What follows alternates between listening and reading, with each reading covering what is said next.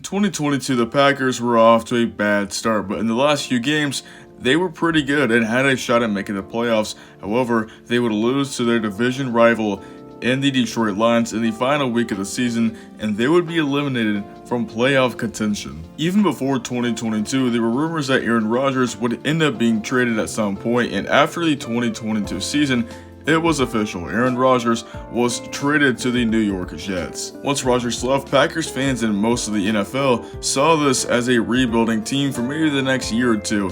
But the Packers have a young quarterback in Jordan Love. When the Packers drafted Love in 2020, many people saw this as a huge reach. Why would you draft him with Rodgers still on the team?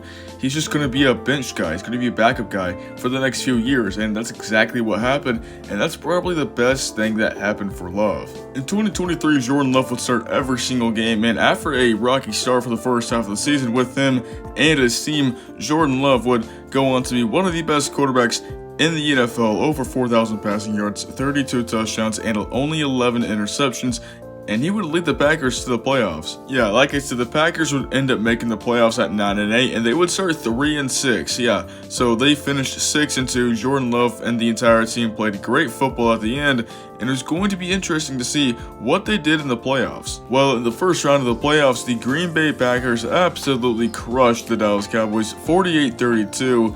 And 16 of those points for the Cowboys were garbage time points. And at one point it was 48-16. Yeah, as a Cowboys fan, this was a painful watch. But hey, this was a great win for the Packers. Jordan Love was a much-needed part of the Packers' big win. He would throw for a little under 300 yards, 3 touchdowns, and no interceptions. And the country and the world really started to know how good Jordan Love was. In the next round, however, against the number 1 seed 49ers, they would put up a great fight and effort. However, they would lose 24-21 on the final drive of the game. Now, Jordan Love did have a down game from last week as he only threw for a little under 200 yards, 2 touchdowns, and 2 interceptions, and one of those interceptions was thrown on the last drive of the game. Now, you can't entirely blame him for the loss. Andres Carlson missed a field goal that would have given them the lead even more, and they probably would have won. However, that did not happen, and the Packers would lose against the Niners. With him and his team ending the season off hot, and with him being a top 10 quarterback in his first full year of starting, expectations are really high for Jordan Love going into 2024, not just by me, but a lot of other people. I expect him to honestly be an MVP candidate. Okay, outside of just Jordan Love, this team is pretty good in other places, and we're going to go check that out right now. In the offseason, they signed running back Josh Jacobs from the Las Vegas Raiders, and he is getting up there in age, but 2 seasons ago, he was the NFL's leading rusher, and I don't think he's going to return to that form, but I still think he can maintain a top 10 running back status, and it's definitely an upgrade from Aaron Jones. A.J. Dillon is the running back 2. He's been the running back 2 for the last few years now, and he's been a pretty solid running back too. I remember seeing a video where A.J. Dillon was in uniform before the season started, and he showed up to surprise some fans, and the fans didn't know him at all. It was one of the most cringe-worthy videos I've ever seen. I felt really bad for A.J. Dillon, and they were Packers fans too. I have no idea how they did not recognize him. Yeah, I just wanted to get that out. Also, this wide receiver room, it doesn't have a true wide receiver 1 or anything like that. It doesn't even have a Pro Bowler on the team, let alone an All-Pro. But it's pretty solid all around in my opinion. You have Christian Watson, you have Jaden Reed, you have Dontavian Wicks, you have Romeo Doubs. This is a pretty solid wide.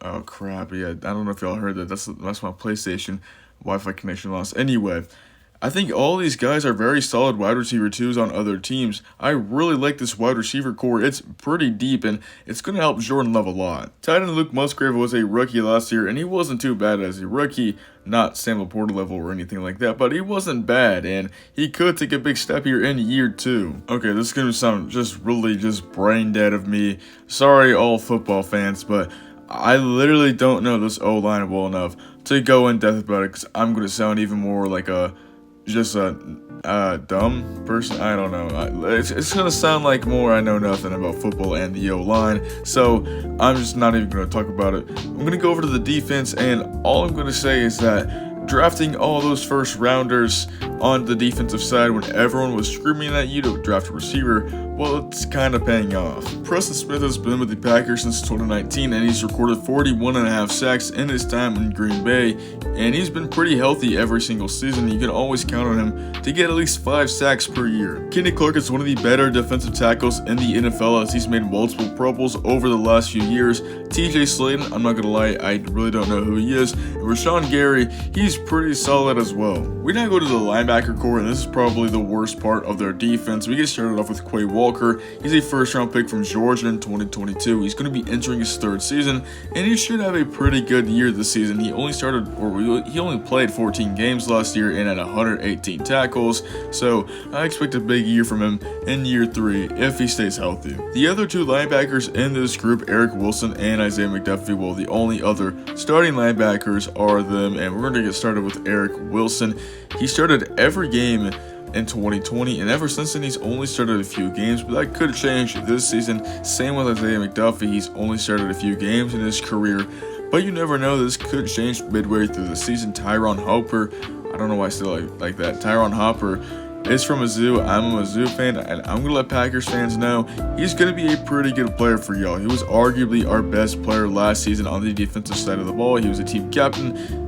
If he starts, I think he's going to be pretty good. We are now going into the secondary, and in my opinion, this is the best part of the defense. Cornerback Jaire Alexander has been one of the best at his position ever since he entered the league, and it's going to stay that way. Safety Javon Bullard is a rookie from Georgia, and by the way, there are a lot of players on this team from Georgia, especially on the defense. It's kind of insane, but anyway, Javon Bullard, I am expecting will be one of the best rookie defensive players this season. He's being subbed on a lot. Do not sleep on Javon Bullard. He's going to be pretty good. Safety Xavier McKinney has spent the last 4 seasons with the Giants, and they just signed him in 2024, and he's one of the better safeties in the NFL. This is a great signing for the Packers after losing Darnell Savage. Great replacement. I expect a lot from Xavier McKinney in 2024. Eric Stokes has been a little disappointing as an NFL player. Also, he's from Georgia. He's another guy, but he's been unhealthy, and let's see what he can do in 2024 and if he can stay healthy. And then for our last guy, we have Keyshawn Nixon. He's a 2-time All-Pro as a kick returner, so we'll see how he does as a defensive back. However, there is a guy here named Kalen King. He's a rookie from Penn State, and I think he has a chance. If he starts, he has a chance to prove a lot of people wrong, and honestly, I think if he does start, he's going to be pretty good. He's going to be what Puka Nacua was last year, but for defense. Now, the NFC North is going to be highly competitive this year. Outside of the Vikings, we have the Lions and we have the Bears. The Lions are coming off an NFC Championship appearance and have a high shot of making the Super Bowl.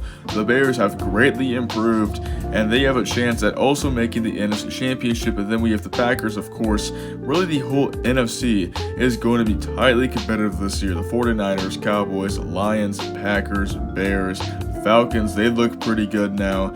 I can go on. Buccaneers, it's going to be a great conference. I'm ready to see what happens, but yeah, that's it. That's the Packers overview for 2024. I think they have a shot at making the Super Bowl. Not only that, I think they have a shot at winning it all. So that's about it. Bye.